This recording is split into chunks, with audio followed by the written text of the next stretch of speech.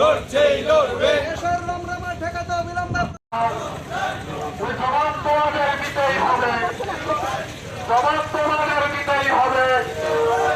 নাই নাই সংগ্রাম, নাই নাই বিক্ষোভ। সদর বিভাগীয় কমিটির উদ্যোগে এই মিছিল মূলত হচ্ছেন বেকারদের কর্মসংস্থানের দরজা 2018 সালে বিজেপি সরকার তৈরি হওয়ার পর সম্পূর্ণভাবে বন্ধ করে দিয়েছে।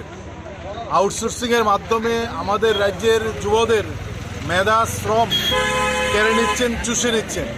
অন্যদিকে হচ্ছেন একদিকে কর্মসংস্থানের দরজা বন্ধ করে দিয়ে পরোক্ষ প্রত্যক্ষ শাসকের মদতে ঘরে ঘরে নেশা পৌঁছে দিচ্ছেন।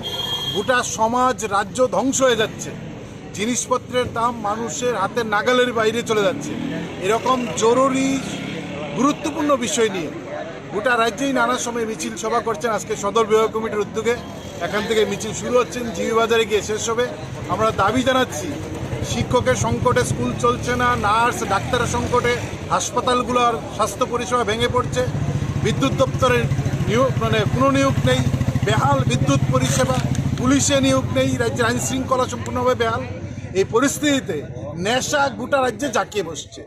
আমরা এই মুহূর্তে দাঁড়িয়ে গোটা রাজ্যের একটা ভালো জায়গায় নেওয়ার জন্য বেকারদের হাতে কাজ দেওয়া, নেশার বাণিজ্যের ব্যবসা বন্ধ করা, নেশা কারবারিদের গ্রেপ্তার করা, এই দাবি নিয়ে আমরা রাস্তায় নেমেছি এবং জিনিসপত্রের দাম কমানোর জন্য।